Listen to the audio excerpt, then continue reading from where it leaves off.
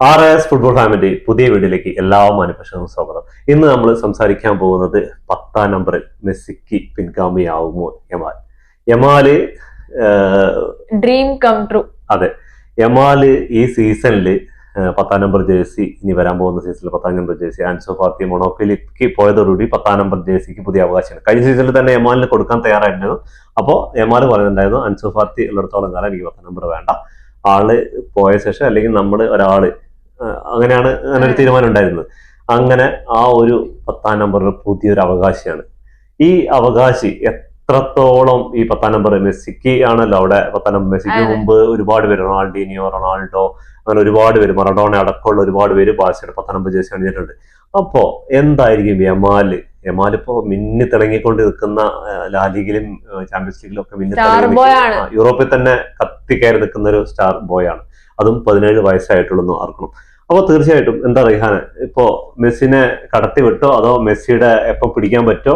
അല്ല, ലമീൻ നമ്മൾ ഐഡലൈസ് ചെയ്യുന്നത് മെസ്സി ആവണം. അപ്പൊ ഐഡലൈസ് ചെയ്യുന്ന ആൾക്കാരെ താണ്ടി നമ്മൾ പോകാൻ പറ്റുമോ? പക്ഷെ ഐഡലൈസ് ചെയ്യുന്ന പറഞ്ഞാല് മെസ്സിനെ ഐഡലൈസ് ചെയ്യുന്നുണ്ട്, പിന്നെ കുറെ കാര്യങ്ങൾ നെയ്മറിന്റെ ഇത് എടുക്കുന്നുണ്ട് ആശാന്. അപ്പൊ അങ്ങനെയുള്ള കാര്യങ്ങളൊക്കെ ഉണ്ട്. എന്നാലും നിന്റെ ഇതില് ഇപ്പൊ ആള് 17 വയസ്സായിട്ടുള്ളൂ. 17 വയസ്സിൽ ചിലപ്പോൾ മെസ്സിയെക്കാളും റൊണാൾഡോയെക്കാളൊക്കെ ഗോളുകളും അസിസ്റ്റുകളൊക്കെ കൂടുതൽ അടിച്ചിട്ടുണ്ട്. അപ്പൊ എന്താ നിന്റെ അഭിപ്രായത്തില് മെസ്സിയും റൊണാൾഡോനെയൊക്കെ മറികടന്ന് മുന്നോട്ട് പോവോ? എന്താണ് പ്രതീക്ഷിക്കാം? അങ്ങനെയാണെങ്കിൽ അങ്ങനെ പ്രതീക്ഷിക്കാം. പക്ഷെ പ്രഷർ ഓവറായ നമ്മള് മെസ്സിന്റെ കസിനായ ബൂഷിങ്, അവിടെ മെസ്സിന്റെ കസിനായിരുന്നു ആളുടെ പേര് അത്രയ്ക്ക് തെളിവായിട്ടല്ല. പക്ഷെ ബാഴ്സലോണയിൽ കളിച്ചിട്ടുണ്ടായിരുന്നു. ആള് മെസ്സിനെയും കാട്ടി ഒരു നല്ല ടാലന്റാണ്. ഈ പ്രഷർ കാരണം, ഫാൻസിന്റെ പ്രഷർ കാരണം ആൻസൈറ്റി അടിച്ച് ആളുടെ ഫുട്ബോൾ കരിയർ അതോടെ നിർത്തിയ ആള്. അതുപോലത്തെ പ്രഷർ അടിച്ച് പ്രഷറിൽ ഡീൽ ചെയ്യാൻ പറ്റുന്നതാണ് ലമീന്റെ ഇത് പ്രയോറിറ്റി. അതാണ് നോക്കണേ നമ്മൾ. അതേപോലെ തന്നെ അൻസു ഫാത്തിയും ഇതേപോലെ 10ാം നമ്പർ കൊടുക്കാൻ കാരണം അൻസു ഫാത്തി ഇതേപോലെ ഒരു വണ്ടർകിഡായിട്ട് മെസ്സിക്ക് പിൻഗാമിയായിട്ട് വന്നു എന്നൊക്കെ പറഞ്ഞ് ഭയങ്കര ഹൈപ്പിൽ വന്ന പ്ലെയർ ആയിരുന്നു. പക്ഷെ ആൾക്ക് പരിക്കും ഫോമില്ലായ്മയും പിന്നെ അങ്ങനെയുള്ള കുറെ പ്രശ്നങ്ങൾ കാരണം ആളുടെ കരിയർ തന്നെ ഒരു ഇംഗ്ലീഷ് പ്രീമിയർ ലീഗിൽ ലോണില് ബ്രിട്ടന് വേണ്ടി കളിച്ചിട്ടുണ്ടായിരുന്നു. അതിനുശേഷം വീണ്ടും ബാഴ്സയിൽ വന്നപ്പോൾ മൊണോക്കോയിലേക്ക് ലോണിൽ പോവാണ്. തീർച്ചയായിട്ടും ആളായിരുന്നു ഒരു പ്രതീക്ഷ ഉണ്ടായിരുന്നു. അതിനുശേഷം പെട്ടെന്നാണ് സാവി ഇങ്ങനെ ഒരു 17-കാരൻ ലമീൻ യമാലിനെ ഗ്രൗണ്ടിൽ കൊണ്ടുവരുന്നത്. ആരും പ്രതീക്ഷയില്ല. വളരെ മെലിഞ്ഞൊരു അന്ന് 15 വയസ്സ് 16 വയസ്സിനോട് അടുക്കായിരുന്നു. അങ്ങനെ മെലിഞ്ഞൊരു ശരീരപ്രകൃതിയുള്ള കാലം. ഇപ്പൊ മെസ്സിയുടെ ഒക്കെ ഈ 18 വയസ്സിൽ പറഞ്ഞാൽ മെസ്സി കളിക്കുന്ന സമയത്ത് ഒരുപാട് പ്ലേയേഴ്സ് ബാഴ്സയിൽ കളിക്കുന്നുണ്ടായിരുന്നു. അതേപോലെ റൊണാൾഡോ കളിക്കുന്ന സമയത്തും റയൽ മഡ്രിഡിൽ ഒരുപാട് പ്ലെയർ കളിക്കുന്നുണ്ടായിരുന്നു. പക്ഷെ യമാലിന് കളിക്കുമ്പോൾ യമാലായിരുന്നു ഒരു മെയിൻ ആയിട്ട്. എന്താന്ന് വെച്ചാല് ബാഴ്സ അത്രയും ഇതായി കിടക്കുന്ന ഒരു ടീമാണ്. രണ്ട് സൈഡില് കോർഡിനേഷൻ ഉണ്ട്. പക്ഷെ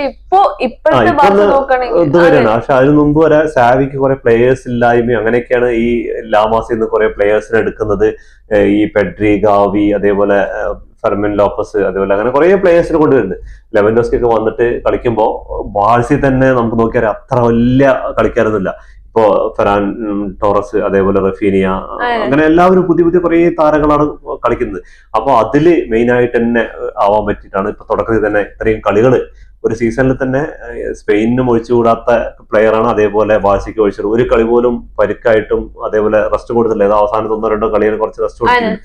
തീർച്ചയായിട്ടും അങ്ങനെയുള്ള കളിക്കായിരുന്നു. പക്ഷെ മെസ്സിക്കൊക്കെ എന്ന് പറഞ്ഞാൽ സബ്സ്റ്റിറ്റ്യൂട്ടും കാര്യങ്ങളും, മെസ്സി റൊണാൾഡോയൊക്കെ തുടക്കത്തിൽ സബ്സ്റ്റിറ്റ്യൂട്ടും കാര്യങ്ങളൊക്കെയാണ്. പക്ഷെ മെസ്സിയുടെയും ഇതിന്റെ കരിയറിൽ ഫസ്റ്റ് 50 ഗെയിം എടുത്തു കഴിഞ്ഞാൽ മെസ്സിയാണ് 25 ഗോളും അസിസ്റ്റായിട്ട് ടോപ്പിൽ നിൽക്കുന്നത്. 24 അസിസ്റ്റും ഗോളുകളുമായിട്ട് യമാല് 2ാം സ്ഥാനത്താണ് നിൽക്കുന്നത്. പിന്നെ ഒരു കാര്യം കൂടി പറയാനുള്ളത്, മെസ്സിയും റൊണാൾഡോ ഒക്കെ ഈ 28ഉം 38ഉം വയസ്സ് കഴിഞ്ഞ് 40 വയസ്സിലേക്കൊക്കെ അടുക്കുന്ന സമയത്ത് അവർക്ക് കരിയറിൽ ഉണ്ടായിരുന്ന ആ ഒരു ഗ്രോത്ത്, ഒരു ഗ്രാഫ് ഇങ്ങനെ തന്നെ ആയിരുന്നു. അതില് താഴോട്ടൊന്നും പോയിട്ടുണ്ടല്ലോ. അത് ഇങ്ങനെ ഗ്രാഫ് ഒരു റേഞ്ചിൽ തന്നെ ആയിരുന്നു. പക്ഷെ ലമീന്റെ ഗ്രാഫ് വെച്ച് നോക്കണെങ്കിൽ ലമീൻ ഇപ്പൊ ഹൈപ്പിൽ നിൽക്കുന്നു. ഒരു വർഷം 3 വർഷത്തിൽ ഒരു വർഷം ഹൈപ്പിലാണ് കയറിക്കൊണ്ട് നിൽക്കുന്നത്. പക്ഷെ ഇനി പരിക്കുകളും കരിയറിലെ ഇങ്ങനെ ഗ്രോത്ത് താഴെ പോവാതെ പോവുകയാണെങ്കിൽ എന്റെ ഒരു അഭിപ്രായത്തില് ഇനിയും മെസ്സിയും റൊണാൾഡോയെക്കാളൊക്കെ നല്ല നല്ല കളിക്കാർ വരണം എന്നാണ് എന്റെ അഭിപ്രായം. എന്താ കാരണം നമ്മള് കളി തുടങ്ങിയ സമയത്ത് മറഡോണയും ഒക്കെ കളി അതൊക്കെ പിന്നെ ബാറ്റിസ്റ്റൂട്ട് അങ്ങനെ പെല അങ്ങനെ റൊണാൾഡോ അങ്ങനെയുള്ള പ്ലേയേഴ്സ്, കണ്ടിന്യൂ ആവുന്നുണ്ട്, അങ്ങനെയുള്ള പ്ലേയേഴ്സിനെയൊക്കെ കണ്ടിരുന്നത്. പക്ഷെ അപ്പോ ആരും പ്രതീക്ഷിച്ചില്ല മെസ്സി റൊണാൾഡോ ഒക്കെ ഇങ്ങനെ വരും, ഇവര് വന്ന് ലോകം ഭരിക്കുന്നു ഒരിക്കലും പ്രതീക്ഷിച്ചില്ല. പക്ഷെ മറഡോണയും പെലനെയൊക്കെ ആ കാലത്ത് ജീവിച്ചിരുന്ന ഒരു കളി കണ്ടിട്ടുണ്ട്. പക്ഷെ അതിനുശേഷം ഞങ്ങൾക്ക് കാണാൻ പറ്റിയ ഒരു അവസരമാണ് ഇവരുടെയൊക്കെ ലൈവായിട്ട് കളി കാണാൻ പറ്റുക എന്നുള്ളൊരു അവസരം മെസ്സിയുടെ റൊണാൾഡോയുടെ ഒക്കെ തീർച്ചയായിട്ടും. അപ്പൊ അതേപോലെ ഒരു കരിയർ ഗ്രോത്ത് ഉണ്ടെങ്കിൽ മാത്രമാണ് ലെമാലിന് ഈ ഒരു 10-20 വർഷം, ഇപ്പൊ 18 വയസ്സായി കഴിഞ്ഞാല് 20 വർഷം ഗ്രൗണ്ടിൽ കളിക്കണം. പിന്നെ ലമീന് എങ്ങാനും അങ്ങനെ തിരിയാണെങ്കിൽ, അങ്ങനെ ആവുകയാണെങ്കിൽ he will be written on the greatest of all time. അത് തീർച്ചയായിട്ടും ഈ ഒരു 30 വർഷം 20 വർഷം കളിക്കാൻ പറ്റിയ അതേ ഒരു പൊട്ടൻഷ്യലിലും ഇതിലൊക്കെ കളിക്കാൻ പറ്റി കഴിഞ്ഞാല് പിന്നെ അതും പ്രശ്നം പരിക്കാണ് മെയിൻ പ്രശ്നം. ഓരോ പ്ലേയേഴ്സിന്റെ കരിയറിൽ ഒരു പരുക്ക് മതി അവരുടെ കരിയർ തന്നെ ഇല്ലാതാവും, ഇഞ്ചുറീസ് ഒക്കെ വന്നു കഴിഞ്ഞാല്. അപ്പൊ തീർച്ചയായിട്ടും മെസ്സിയും റൊണാൾഡീനോയും ഒക്കെ അണിഞ്ഞ 10ാം നമ്പറിൽ ഇനി അടുത്ത സീസണിൽ സ്പോട്ടിഫൈ ക്യാമ്പ് നോവില് എമിൽ ലമാലിനെ കാണാൻ പറ്റും. കൂടെ നിക്കോ വില്യംസും അതേപോലെ ലെവൻഡോസ്കിയും റഫീനിയും എല്ലാവരും നൽകുന്ന പുതിയൊരു ബാഴ്സ തന്നെ കാണാൻ പറ്റുന്ന പ്രതീക്ഷിക്കാം. അപ്പൊ നമുക്ക് ഇവരുടെ ഇതുവരെയുള്ള ബാഴ്സയ്ക്ക് വേണ്ടി അടിച്ചിട്ടുള്ള ഗോളുകളൊന്നും നമുക്കൊന്ന് പരിശോധിച്ചാൽ സ്റ്റാറ്റസ്. യമാലിന്റെ കരിയറിലേക്ക് വരികയാണെങ്കിൽ യമാല് ബാഴ്സലോണയ്ക്ക് വേണ്ടി 106 മത്സരങ്ങൾ കംപ്ലീറ്റ് ചെയ്തു. 17ാമത്തെ വയസ്സിലാണ് 106 മത്സരങ്ങൾ ആലോചിക്കണം. 25 ഗോളുകളും 34 അസിസ്റ്റുകളും നേടിയിട്ടുണ്ട്. അതേപോലെ തന്നെ സ്പാനിഷ് ടീമിന് വേണ്ടി 21 കളികൾ കളിച്ചപ്പോൾ 6 ഗോളുകളും 9 അസിസ്റ്റുകളും നേടിയിട്ടുണ്ട്. ഇതേസമയം റൊണാൾഡോയും മെസ്സിയും ഒന്നും ഈ സമയത്ത് ഇത്രയും കളികളൊന്നും കളിക്കാൻ പറ്റില്ല അവർക്ക്. അവരൊന്നും സ്റ്റാർട്ടിംഗ് ആണ് അവരുടെ ഒരു എന്താ പറഞ്ഞാല് അവിഭാജ്യ ഘടകമായിരുന്നു. ഇപ്പൊ തന്നെ വേറെ പ്ലേയേഴ്സ് ഇല്ലാത്തത് കൊണ്ടാണ്. ഇപ്പൊ തന്നെയാണ് ഇപ്പൊ റൂണിനെയൊക്കെ ബാഴ്സലോണ യമാലിന് ഒരു ആയിട്ട് വാങ്ങി വെച്ചിരിക്കുന്നത്.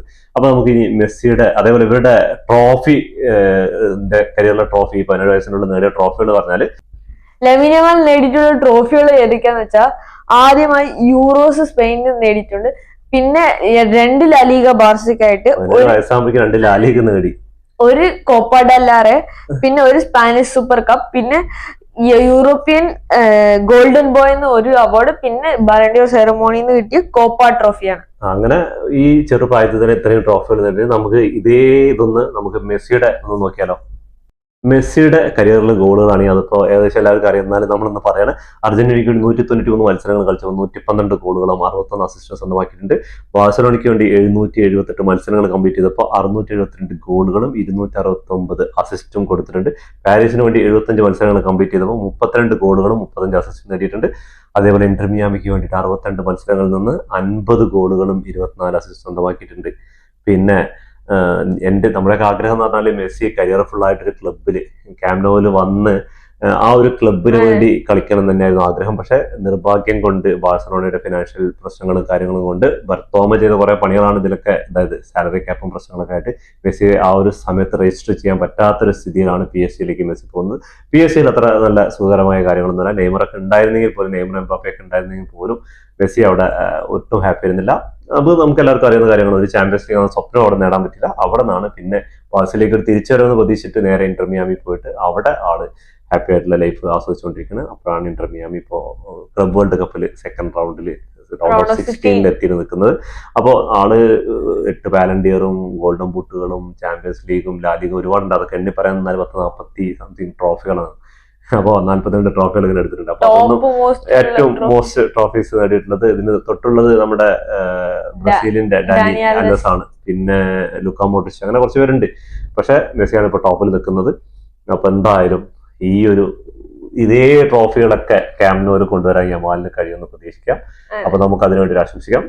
ഫുട്ബോൾ ലോകത്തെ പുതിയ വിശേഷങ്ങളുമായി വീണ്ടും കാണുന്നവരെ ടാറ്റാ ബൈ ബൈ. ഈ വീഡിയോ ഇഷ്ടപ്പെട്ട ലൈക്ക് ചെയ്യുക, ഷെയർ ചെയ്യുക, സബ്സ്ക്രൈബ് അടുത്തുള്ള ബെല്ലൈക്കൺ ക്ലിക്ക് ചെയ്യുക. ഞങ്ങളുടെ വീഡിയോസ് ഡെയിലി നോട്ടിഫിക്കേഷൻ എത്തിച്ചേരും.